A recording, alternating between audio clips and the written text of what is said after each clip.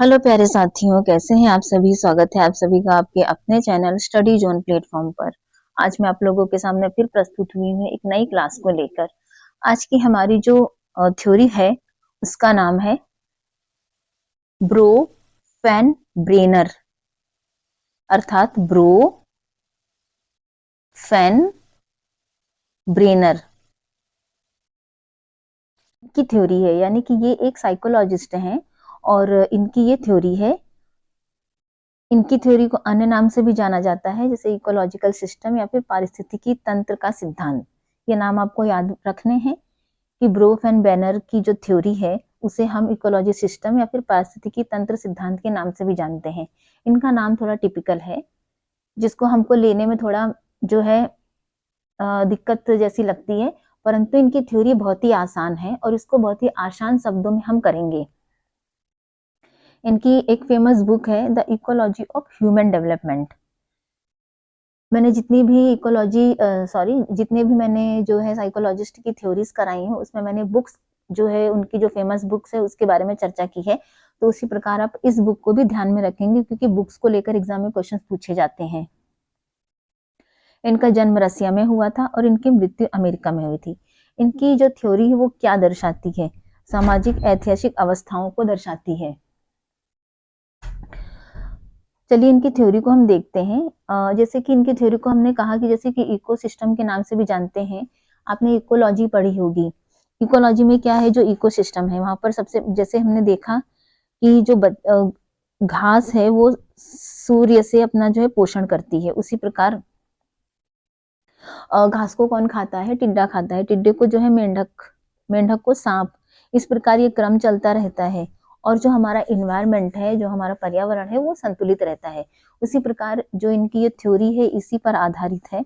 यानी कि बच्चा जो है वो चाइल्ड जो है वो सेंटर्ड में है और वो किस प्रकार के वातावरण में अपने आप का पोषण कर रहा है, अपना विकास कर रहा है, अपनी ग्रोथ कर रहा है, इस चीज को ये थ्योरी दर्शाती है।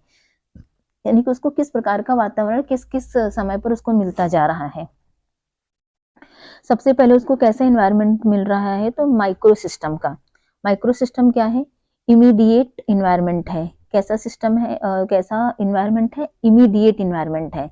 माइक्रो सिस्टम में इमीडिएट इन्वायरमेंट, ये चीज आपको याद रखनी है, क्योंकि मैं जो भी चीजें रिपीट करती हूँ इसलिए रिपीट करती हूँ ताकि आपको चीजें याद हो जाए क्लास में ही। अब इमीडिएट वातावरण या फिर इमीडिएट इन्वायरमेंट बच्चे को कैसे प्रभावित करता है? यानी कि इसके अंतर्गत उसे कौन कौन प्रभावित करता है? उसे फैमिली प्रभावित करती है, मतलब यानी कि वो अपनी फैमिली से प्रभावित होता है, अपने पड़ोसियों से और अपने स्कूल के साथियों से या फिर टीचर्स से। फॉर एग्जाम्पल आप हैं, आपका सबसे पहला इन्वायरमेंट कौन सा है?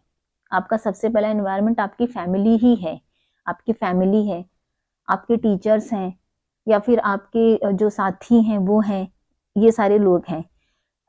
यहाँ पर किसी एज ग्रुप की बात नहीं हुई है, यहाँ पर एक व्यक्ति या फिर एक बच्चे की बात हो रही है।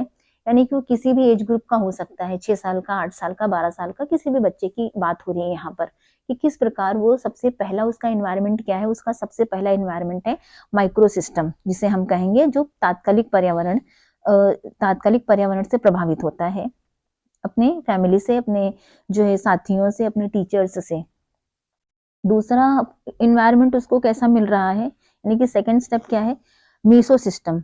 मीसो सिस्टम के अंतर्गत क्या कर रहा है बालक? जो है रिलेशन बना पा रहा है, यानी कि कनेक्शन स्थापित कर पा रहा है, संबंध बना पा रहा है। आप अपनी फैमिली से के टच में हैं, टच के बाद आप उनसे रिलेशन कैसा बना पा रहे हैं, आपका कैसे उनके साथ संबंध है, इस चीज को जो है मीसो सिस्टम दर्शाता है, कनेक्शन को दर्शाता है। जैसे कि यहाँ पर connection between family, neighbourhood and school. अब यहाँ पर आप यहाँ पर देख पा रहे हैं दोनों चीजें तो सेम है, परंतु आपको समझना ये है कि ये तात्कालिक वातावरण है और यहाँ पर कनेक्शन जो है यानी कि संबंध जो है दर्शा रहा है मीसो सिस्टम में। आपको ध्यान में रखना है क्योंकि क्वेश्चंस यहीं से बनते हैं, इसलिए आपको ये चीजें समझनी है। तीसरा इन्वायरमेंट बच्चे का कैसा है, यानी कि कैसे प्रभावित कर रहा है? थर्ड, एक्सो सिस्टम। अब एक्सो सिस्टम क्या है? यानी कि बच्चा जो है जो अप्रत्यक्ष रूप से जो है प्रभावित हो रहा है। अब अप्रत्यक्ष रूप यानी कि इनडायरेक्ट इन्वायरमेंट, यानी कि बच्चा मौजूद तो है लेकिन उसके ऊपर कैसा प्रभाव पड़ रहा है, इनडायरेक्ट। अभी इनडायरेक्ट प्रभाव कैसा कैसा पड़ सकता है, मम्मी पापा का डिवोर्स हो जाना, उसका प्रभाव बच्चे पर पड़ रहा है, या फिर माता या पिता की नौकरी छूट जाना, उसका प्रभाव पड़ता है, परिवार की फाइनेंशियल कंडीशन का प्रभाव पड़ता है। तो ये प्रभाव डायरेक्ट नहीं बच्चे को जो है प्रभावित करते हैं, बल्कि इनडायरेक्ट प्रभावित करते हैं, अप्रत्यक्ष रूप से प्रभावित करते हैं बच्चे को। तो तीसरा क्या है, एक्सोसिस्टम। अब इसमें economic system, education system, government agencies, ये सारी चीजें इसके अंदर इन्वॉल्व होती हैं। मास मीडिया भी होता है, यानी कि मीडिया भी बच्चे को प्रभावित करता है। किस प्रकार प्रभावित करता है, क्योंकि आजकल आप खुद देख रहे हैं कि मीडिया कैसे बच्चे को प्रभावित कर रहा है। और चौथा आता है हमारा मैक्रो सिस्टम।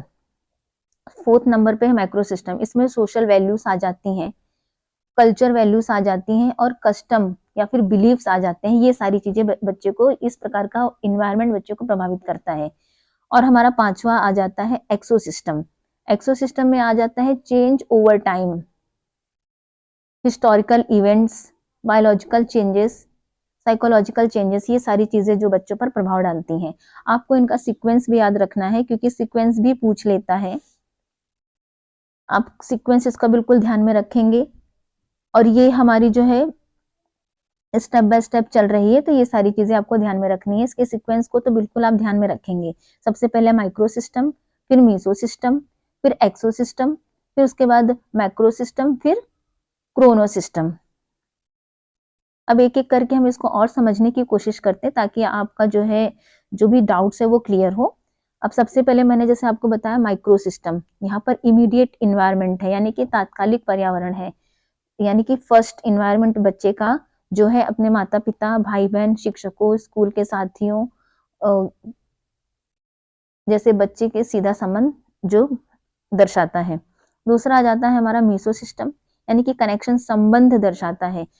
यहाँ पर आप टच में हैं, उस टच में कैसे आप संबंध बना पा रहे हैं, यानी कि माइक्रो सिस्टम के बीच बातचीत, बच्चे के माता पिता और शिक्षक, भाई बहन के साथियों के साथ आपका क्या दर्शा रहा है, संबंध, इस चीज को दर्शाता है।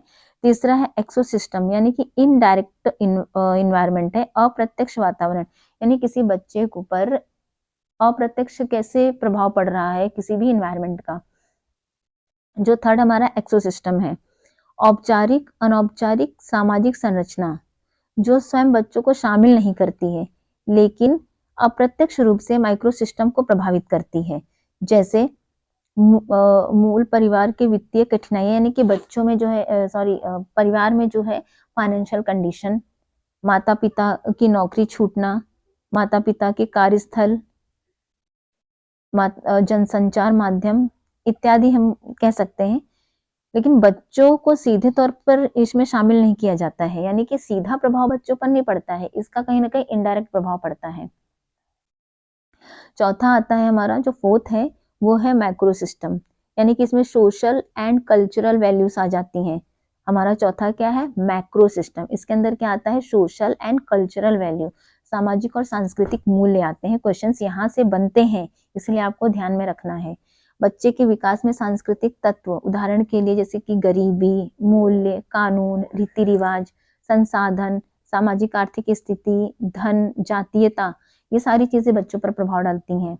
यानी कि जब बच्चा और खुल के बाहर आ रहा है निकल के, तो किस प्रकार ये चीजें बच्चे के ऊपर जो है प्रभाव डाल रही हैं। रीति रिवाज डालते हैं, हम भी हैं, हमारा भी रिलीजन्स है, किस प्रकार हमारे ऊपर उसका प्रभाव पड़ता है। हम अन्य धर्म को देखते हैं, रिलीजन्स को देखते हैं, तो हम वहां पर किस तरीके की चीजों में बदलाव देखते हैं। ये सारी चीजें क्या है, प्रभावित करती हैं कहीं ना कहीं हमें। कानून हमें प्रभावित करता है, वैल्यूज हमें प्रभावित करती है, गरीबी अमीरी हमें प्रभावित करती है, संसाधन प्रभावित करते हैं। आपके संसाधन यानी घर में किस प्रकार के संसाधन हमारे पास है, वो सारी चीजें प्रभावित करती हैं।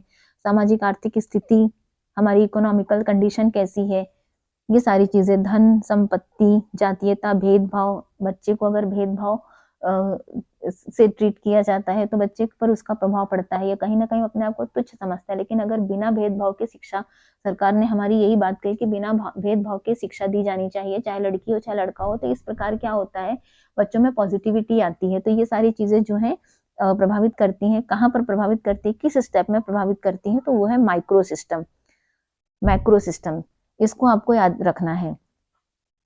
चौथा हमारा आता है पांचवा Chrono system, change over time, यानी कि वक्त के साथ परिवर्तन। क्वेश्चन पूछ लिया जाए और वक्त के साथ परिवर्तन जो है ब्रेनर की थ्योरी में कौन सा स्टेप है, तो हमारा फिफ्थ स्टेप है, और जो है वो कौन सा क्रम है, तो हमारा क्रोनो सिस्टम है।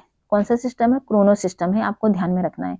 जीवन काल में होने वाले सभी पर्यावरण परिवर्तन जो विकास को प्रभावित करते हैं, जिनमें प्रमुख जीवन की ऐतिहासिक घटनाएं शामिल हैं। उदाहरण के लिए स्कूल शुरू करना, नए घर में जाना, माता पिता का अलगाव, माता पिता की असमय मृत्यु, ये सारी चीजें जो है प्रभावित करती हैं। तो आज की हमारी क्लास इतनी ही थी। आई होप कि ये क्लास आपको समझ में आई होगी, और अगर आपको ये क्लास अच्छी लगी हो तो आप हमारे चैनल को जरूर लाइक करिए, और हमारे चैनल को सब्सक्राइब करिए और बेल आइकन दबाइए, जिससे कि कोई भी नया वीडियो मैं डालूं तो आपको उसका नोटिफिकेशन मिल जाए। आज के लिए इतना ही, हम फिर मिलेंगे अगली क्लास में। तब तक के लिए बाय।